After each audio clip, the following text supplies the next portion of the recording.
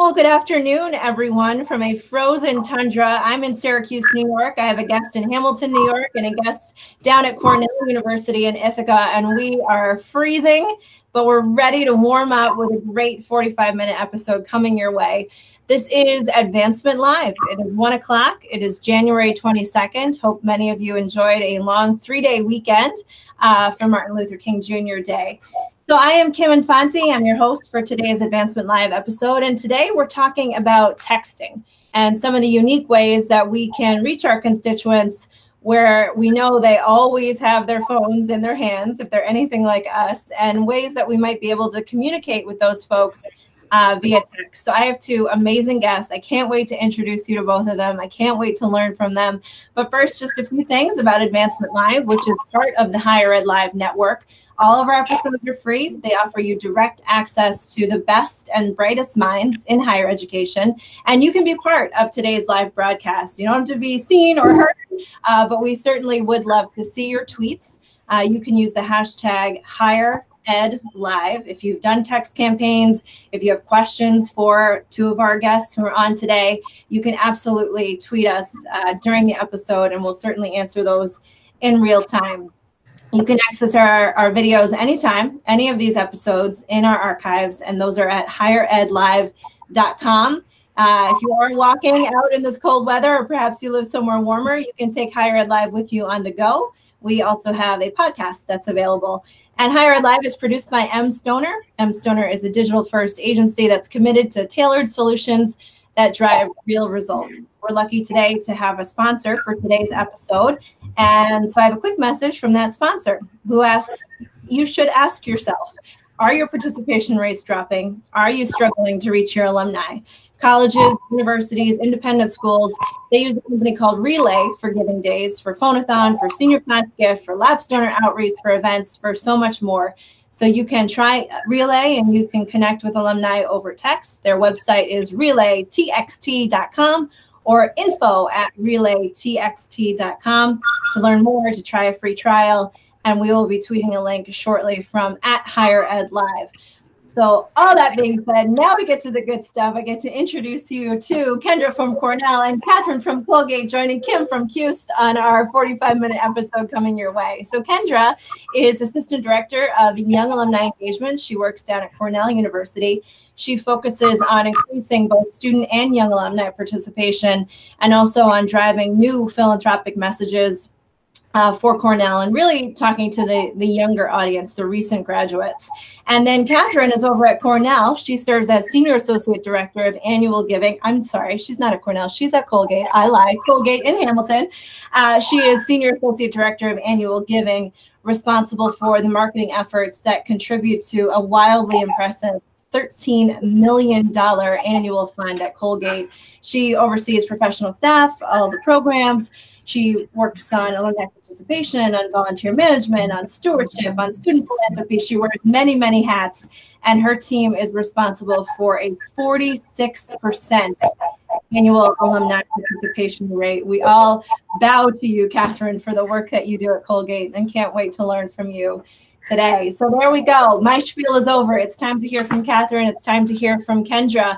And I will start. Kendra, I'll dive right in with you about how you're using texting, because it's relatively new, I believe, down at Cornell.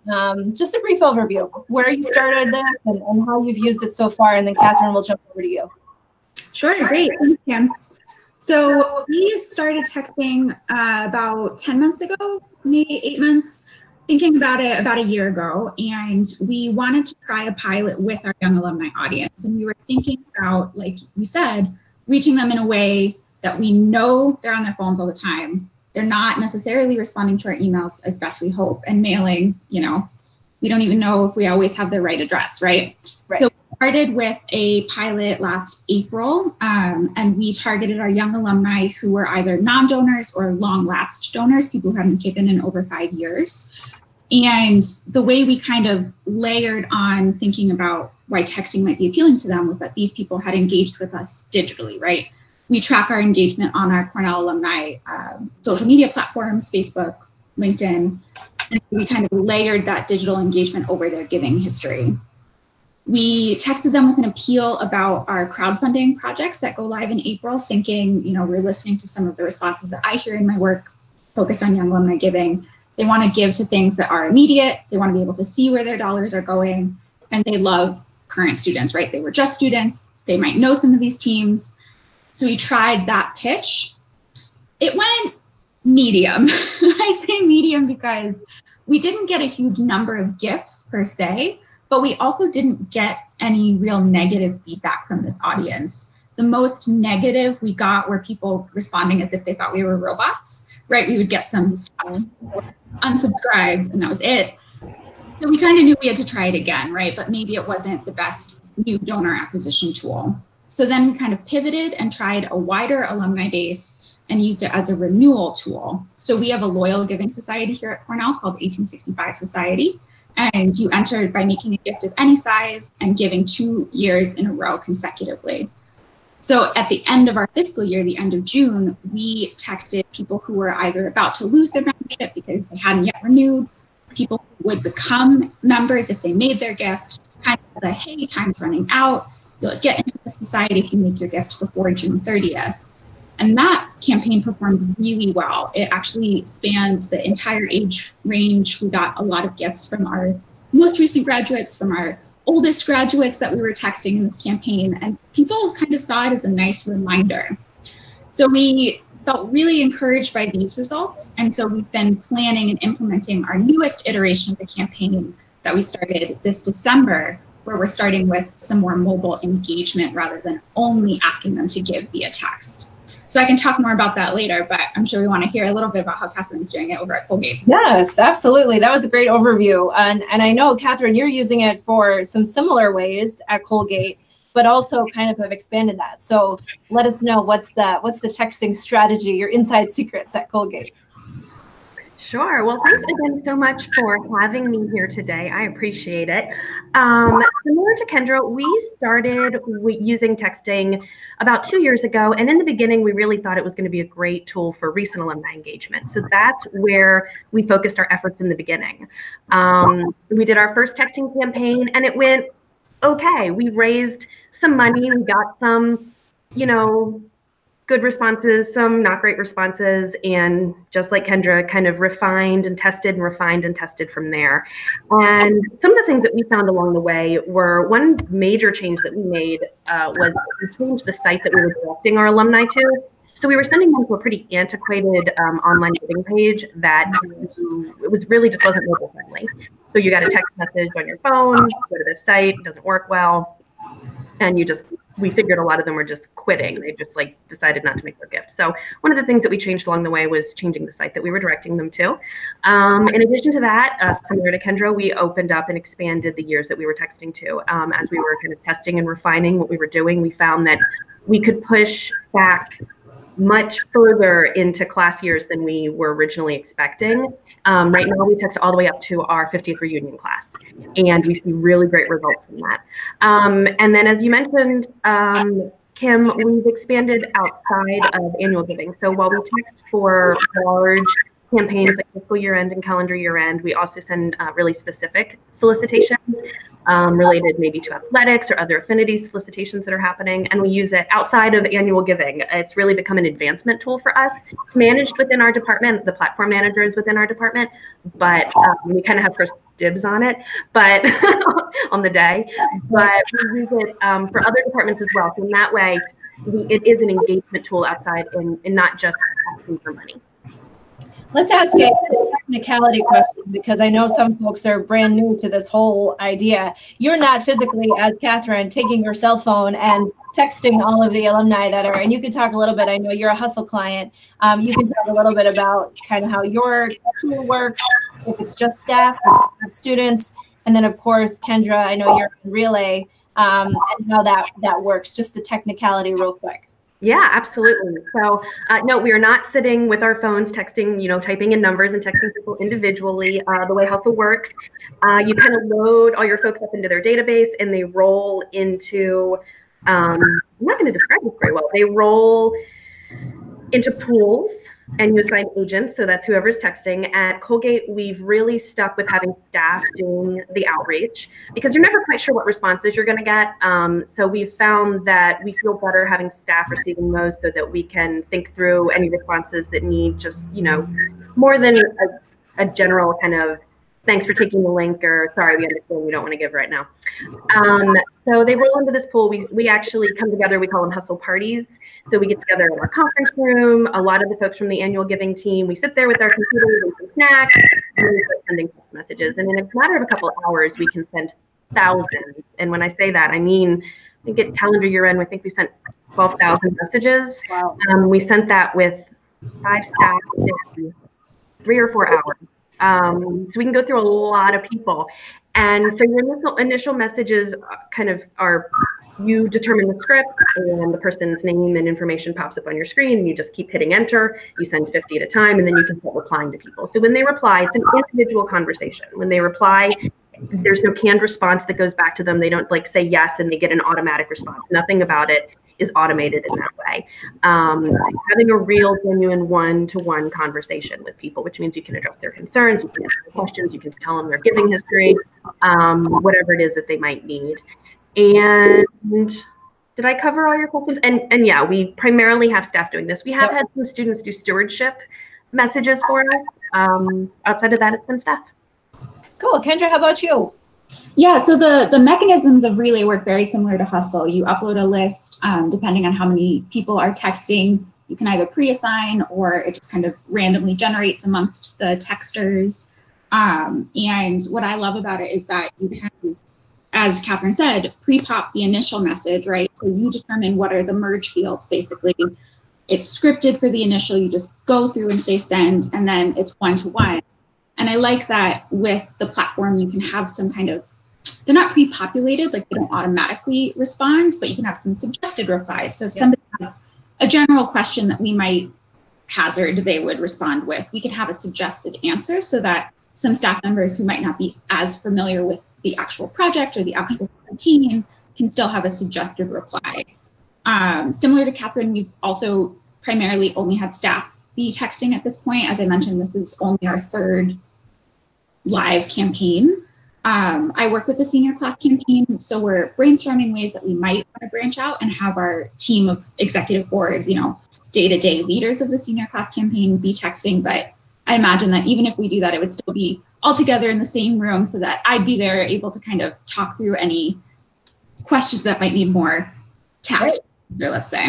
You never know what's going to come up. So you referenced being on your 3rd campaign. You have recently done the mobile background campaign. Can you talk to us a little bit about how that went down, how it was received, kind of what some of your download rates have been, because they're pretty cool.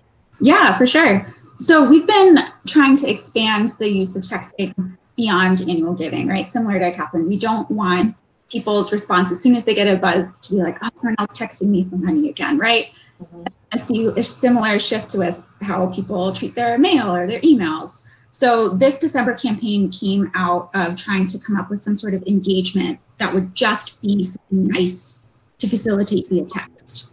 So we partnered with our digital team, kind of worked with other key partners around the division, but really our digital team were the key partners in creating these mobile only downloads. So the message was literally like, hey Kim, this is Kendra from Cornell. We've got mobile backgrounds for you to download so you can remember Cornell no matter where you are. Would you like the link to choose your favorite? And so then if they said yes, we'd say, great, here you go, choose your favorite. It would send them to this page where you could choose from one that was a little bit more sports themed, had Yell Cornell on it, one that was this really nice wintry scenic background, and one that was a more generic red background, Cornell seal, Cornell alumnus in the center. So we sent this message to about 7,800 valid numbers, and we had 980 downloads, which was a pretty good rate. We had a 17% reply rate, which was our highest to date. So that means the number of people who responded to our text message, basically. But the most amazing thing for us was that it was only a 1.12 opt-out rate. And wow. those, half of them were wrong numbers. So only 0.65 or whatever the math actually comes out to be were like hard opt-outs. I don't want to be texted. So that was our most successful like opt-out rate of the campaigns. And for us, even the wrong number opt-outs are good, right? Because we take that, and on the back end, it's data cleanliness, right? We're able to update those constituents to remove that cell phone number, so we know that it's not right. So this is the first of a couple more engagement texting that we're going to do with that same group of constituents. So we're taking the people that got the December message and then carrying them through a couple more touch points through texting. Awesome. We'll talk a little bit more about what's next as our episode progresses. But Catherine, you touched on this earlier. When you first started texting, you were driving people to a site that was not so fun for being on when you're on your cell phone. So can you talk about the importance of that link that you're driving them to? Like Kendra, for instance, drove them to a site where they could download those images. That has to be easy, I imagine. So what have you learned, and what's your advice for schools about where to drive folks to? Yeah, that's such an important thing, and something that I actually, looking back on it, I think it's almost funny that we didn't think that through a little bit better on our first campaign. We knew that our online giving site wasn't mobile friendly. It is now. We've done a huge revamp. Our Office of Communications has been working hard for years to update our website and other things. So kudos to them. But at that point in time, our mobile giving site was not friendly, or our giving site was not mobile friendly, and we knew that. And yet we went ahead with this campaign where we sent people messages that they had to receive on their cell phone, and then sent them a link to a thing that didn't work well on their cell phone. So we had really significant number of people who responded yes to us, but never followed through with a gift. And it occurred to us, well, yeah, of course they didn't. Like, why would they? We kind of set them up for failure in some ways. So we had, luckily we had at our disposal another giving site that was associated with our crowdfunding software that was hanging out. It was mobile friendly. We didn't use it for much. And so we tried with our next campaign, just directing people to that site instead. And we saw a huge increase in the number of completes on those gifts. And we thought, oh, okay, we're on to something here. A few months or so after that, we were lucky enough to get in with a pilot program with Venmo. And we now are able to accept Venmo gifts to the university. I always have people ask me this when I talk about it, so I'm just going to say right now, it's not a program that's actually available for other people to get into, so I can't tell you how to get the account. I'm sorry. But nanny poo. I know, I'm sorry. We got really lucky. We had some really, really smart people in our operations team who jumped on this opportunity and got it for us, which is awesome, and I love them so much for it. So when we were able to say to people, so now when we text people, we say, great, you can, if they say yes, send me a link, we send them the link, we say, great, you can go here, or you can Venmo us at Colgate Univ. And I can't tell you how many people reply to us and say, oh my gosh, thank you for accepting Venmo. This is so easy. Most people who don't know what it is just ignore that. It's not, we don't get a lot of questions from people who don't use it going, what's Venmo? I don't know how to do that, which is great. So I know that option might not be available to people, but if it's not, maybe if there's a way for you to utilize Apple Pay or something else that's like a mobile giving, maybe even PayPal, like a more mobile friendly giving option, I think that you're setting yourself up for success that way. And you found, and you alluded to this, Catherine, that this shouldn't just be for the annual giving team, right? This is involving a lot of other teams on campus. Can you speak, because I know we typically have, and selfishly I am, in alumni engagement, so maybe speak to some of the ways that you work with your alumni engagement team on event attendance, or texting when they're back on campus, things like that. Yeah, absolutely. So we work with our friends in alumni relations and special events and Colgate professional networks. All of them use Helpful to text for event attendance and for event reminders and things like that. We've used it for on-campus events like homecoming and reunion when we've had a change of venue or something. It's great because we're able to pull together quickly a list of people who have registered for the event and then send them a message saying, oh, this presidential town hall was moved from here to here. We want to make sure you know about it. We've used it in a limited amount in stewardship. Similar to Kendra. Actually, I really love what Kendra did. I might be stealing that idea. We sent just really nice Happy Colgate Day messages, but I love the idea of giving them like a thing. You're very smart. Steal that. And I'm trying to think, athletics. we've used it for athletic solicitations. We haven't used it for, event attendance or anything like that because we're pretty separate from the Office of Athletics. But when it comes to solicitations for athletics, we've been able to use it. One of the nice things about that is we can tee up a message going into like a sporting event, and depending on the outcome, can then send a message very quickly, which could be something you might be able to do through email, but it also could be challenging. So we've been able to use it in that way. And we use it to solicit and steward parent population. And we're going to be using it this spring, we think, as a VIP service for leadership gift donors at reunion, to let them know that they have like a concierge service that they can utilize that weekend.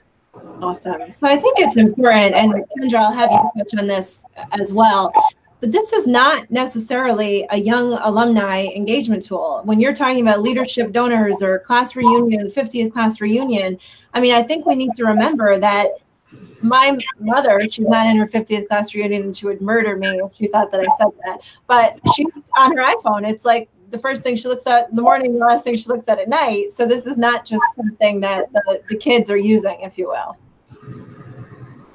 It's definitely one that, is for older folks. Definitely. And we found actually that we have better engagement with individuals in like our 80s and 70s classes than we do with the most recent alumni. Interesting.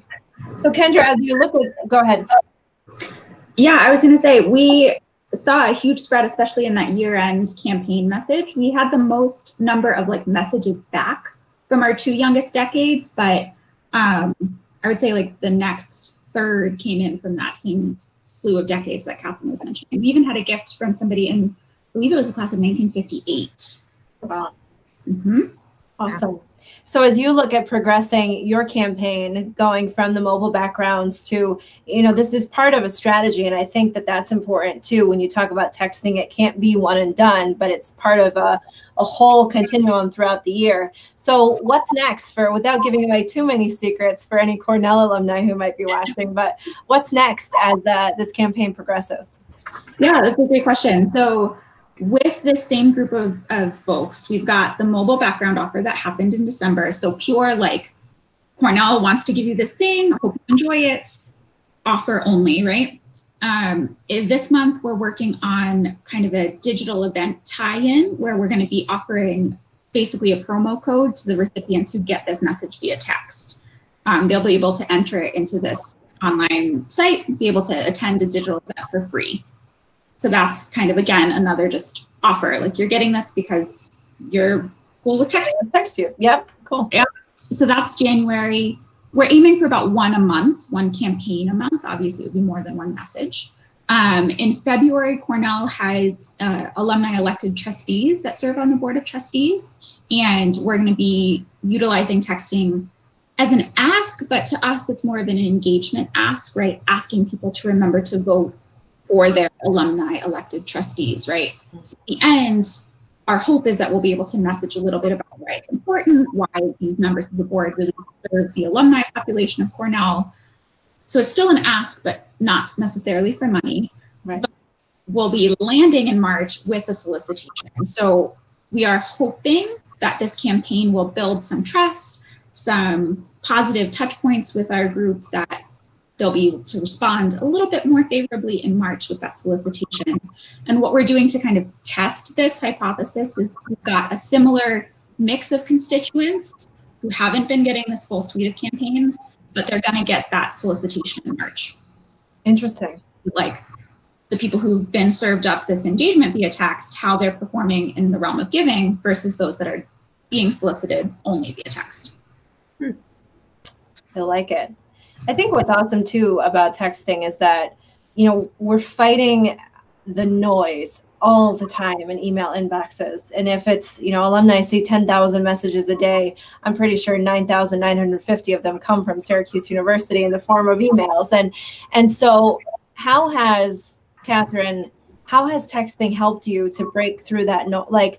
Have you found that alumni are receptive to it? Do they think you're spamming them? Kendra, I'll have you talk about the spam concern in a minute too, but what's been the overall reception to it?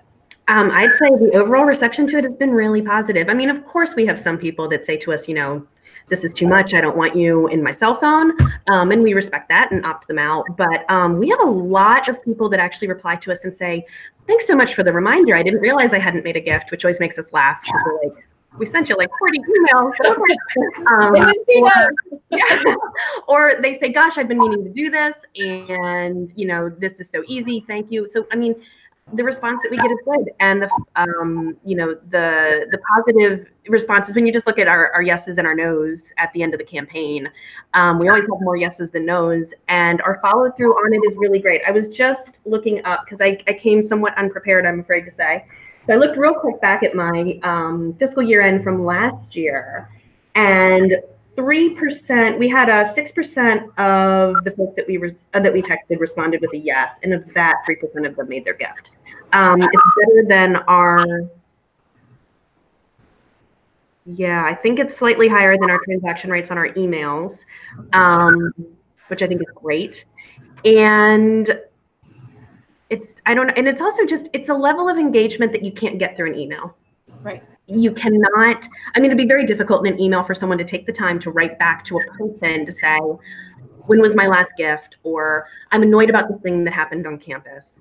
It's so easy to reply to a text and do that. And then it's so easy for us as agents, as staff members, to write back to them and say, sure, your last gift was this, and thank you for it. Or, you know, I hear your concern about this. This is what's happening on campus. That's one of the things I really love about it, is that it enables us to engage in actual conversations with people in a way that we can't do through other digital means, and no one has the time to do through a phone anymore, especially with the way people just don't answer their phone calls.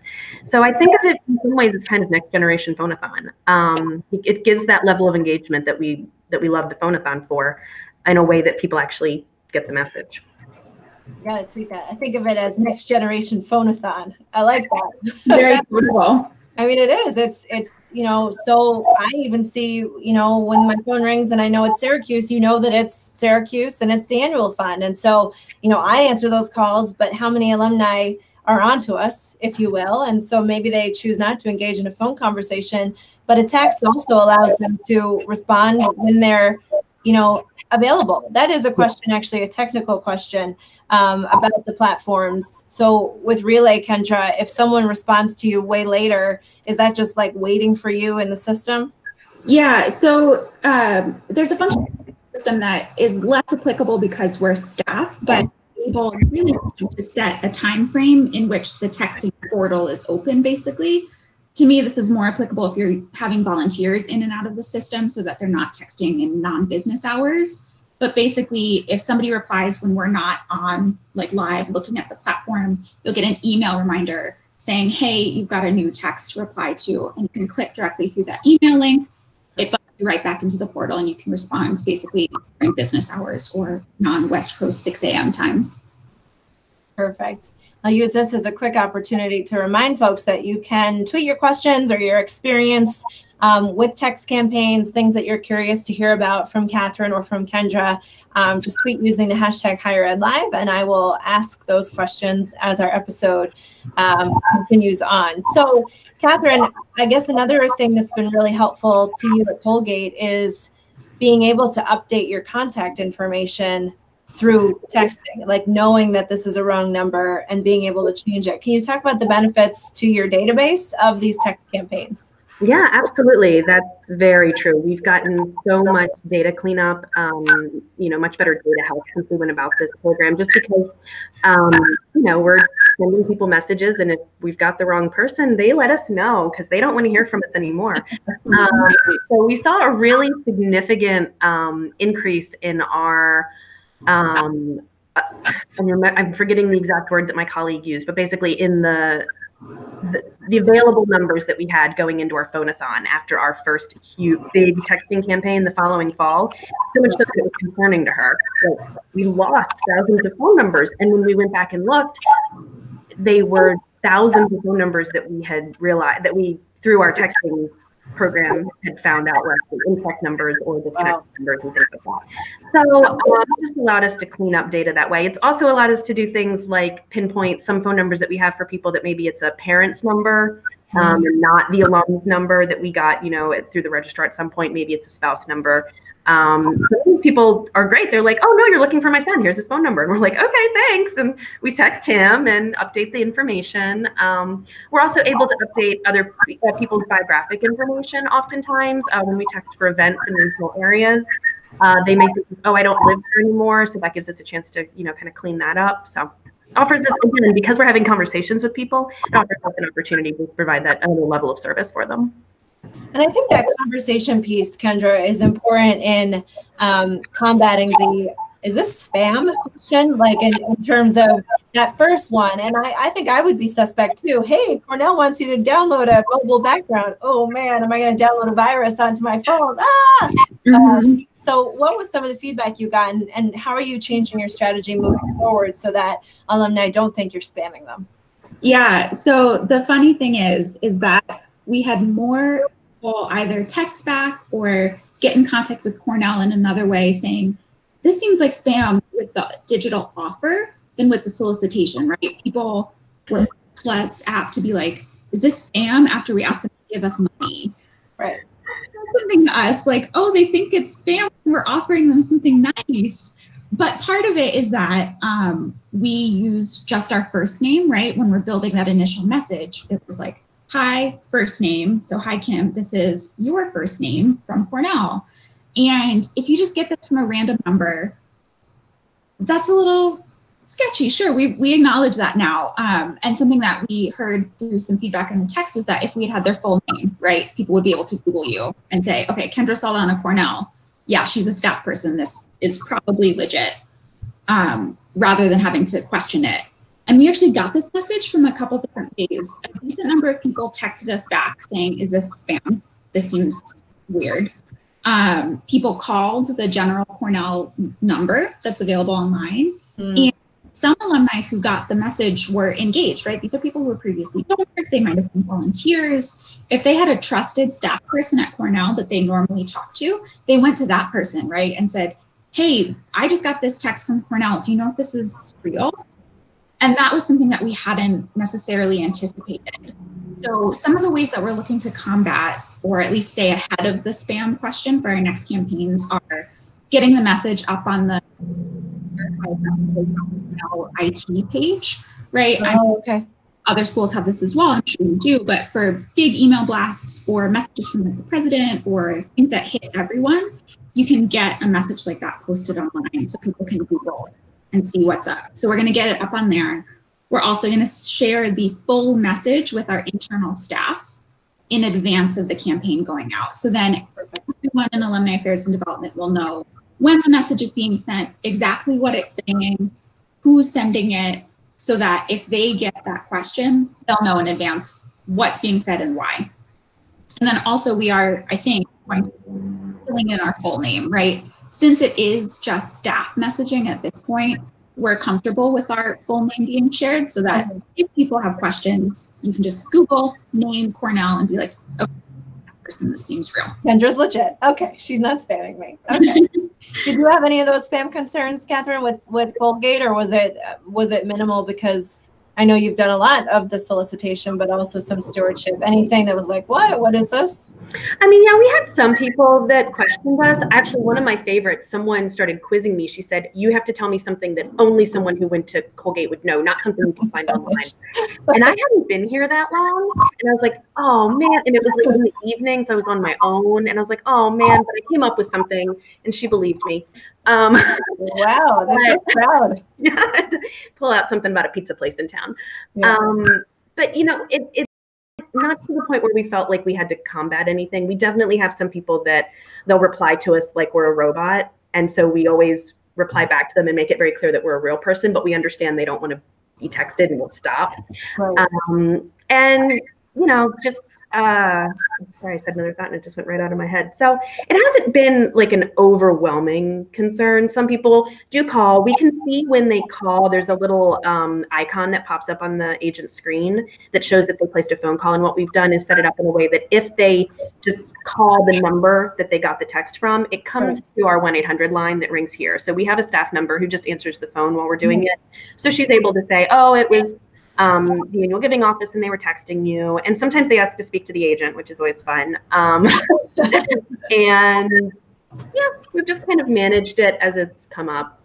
How important, Catherine, is it to, you made this point in another webinar that you did about having a deadline in place when you're using text to do the solicit? You may have touched on it earlier, but how have you found that the make your gift by entices folks to actually make their gift by such and such a date and not get to it another time? Yeah, we found that it's very important when we think through a whole campaign of, a fiscal or calendar year in campaign, when we have so many moving pieces in terms of email and direct marketing and, calling and volunteer outreach and texting. We think really hard about where we're placing that texting. If we do it too early in the campaign and they've got too much time, we find that we have a lot of people that say yes, but then they just, they get busy and they say, oh, well, but I've got a week. I'll do it tonight when I'm at home, or I'll do it tomorrow when I've got a long lunch or whatever, and then they just don't get to it. I don't blame them because I probably wouldn't either. So we find that we like to move our texting campaigns either to the day of or the day before, whatever the deadline is, the calendar year end, the fiscal year end, the end of a challenge, if that's what we're texting them about, like any kind of giving challenge. If you make your gift by midnight tonight, then it'll get matched or whatever the case may be. And we find that sense of urgency really helps get people to complete those gifts, because it's really, especially as we've refined their giving options, it doesn't take too much time to make the gift. So if we can just get them to take the action, then they're pretty likely to complete it. It's worked well for us. Nice. Kendra, I know we do A/B testing all the time in emails. Have you thought about how you might do that for a text strategy as well? Maybe Kendra from Cornell works for one group, but Kendra Saldana from Cornell works better for the other group. Do you have that capability within Relay? We do, because you're able to build different campaigns at a certain time. So within, let's say, the mobile background campaign, you could build like A and B, and it might have a slightly different message. That being said, we haven't done that yet, but we also haven't built that March solicitation campaign, right? So the message getting texted for the past 4 months will be different than the message that brand new people in March are getting texted. So it's not going to be an exact apples to apples A/B test, but the closest we can get right now. We are thinking through already even the next fiscal year's plan. So I think we'd like to, as we have this full year of texting under our belt, be a little bit more refined in it after seeing how this full year goes. Nice. As you think about, Catherine, back to when you started, and we come towards the end of our episode, you've got to know this for colleagues who are thinking about starting, or I know you touched on the mobile website, making it easy for folks to give through Venmo, even though we can't have Venmo, things along that line. Is there anything that, as you look back, it's gee, I wish I knew, or before you do this, you must, or here's why texting is amazing? Just kind of some parting words or anything I might have missed. Well, one thing that I will say is if you haven't started a texting program already, if you're going to go about soliciting through text, I think it's really important to open up your communications with people with a question. I would not recommend that you just send a text that says, hey, the fiscal year is ending tomorrow. Hope you'll make a gift. Here's a link. I would definitely invite them to engage in a conversation with you, and only send a link if it's requested. We find that produces much better engagement from people and makes you much more trustworthy. So there's one thing. And another thing that I guess, I don't know if I just had like parting words of wisdom, would be to try it. Like if you've got the budget and you can do it, try it. Like, I know it might seem scary because it's this different kind of way of reaching out to people, but it's so effective in the level of engagement that you can get out of it. And so if you've got the means by which to go about doing it, do it. Because I think you're really going to be impressed with the results. And one of the great things about it is the platform, as I've said, it can be used outside of your annual giving office. So if it is like a budgetary concern for you, because, adopting a new platform is expensive. We don't all have the money to just run around and, get whatever platform we want. So if there's a budgetary concern, talk with colleagues within your division and find out if there are ways that you could utilize that program, that texting program together. I think it makes for a stronger program, and it makes, a shared tool for people to use. So there's the words of wisdom I can come up with. I think there's also a level of talking about it. Like if I didn't work for Syracuse and I got a text from Syracuse, like my brother texted me to say that he had heard from Villanova, which is his alma mater, and he thought it was cool that they were doing it for their giving day. So I think about like alumni talking to each other like, hey, Cuse texted me, or hey, I got a text from Cornell, did you? I don't think that happens with email. Would you agree, Kendra? Yeah, for sure. And we saw that at least in our like trusted staff relationships, right? Like people checking in like, hey, I just got a text. So I think people react to it differently and pay attention in a different way than they do with our other communications. Now, texting is newer for you at Cornell than it is for Catherine at Colgate, but any parting words or things that you're thinking about or things that you think that we missed in the course of these 40 minutes? I can't believe we're already 40 minutes gone by. Well, kind of piggybacking off of the end of what Catherine was saying, I think for us, the biggest learning was how important the partnerships across our division are. Cornell, we're lucky enough to have a pretty big alumni affairs and development team, but building those partnerships, both in creating the campaign and the message, but also in building awareness about it as an outreach tool, are incredibly important in, you know, getting buy-in across the division and having everyone know what's going on and why. So I think that would be like my biggest, if you're gonna do texting, tell the people that you work with what the message is and why you're sending it, right? Like you have a strategy, you know why you wanna use this tool and communicate it with your peers. Awesome. Well, Catherine from Colgate, Kendra from Cornell, thank you so much for the last 40 minutes and sharing what you ladies are doing at your respective institutions in terms of texting. I can't wait to see how Cornell's progresses. I can't wait to see what you continue to do at Colgate, Catherine, and just really, it is something that we're evaluating here at Syracuse, and I know many, many other schools are, and just do it. That's going to be our new, we're a Nike school, so that's going to be our thing, just giving it a try and seeing how it works. So thank you both. Thank you so much to M. Stoner and to our sponsor for this episode, Relay. And I hope all of you, I wish you well in all of your text campaigns. And until the next time, we'll see you on the next Higher Ed Live. Thanks for joining us.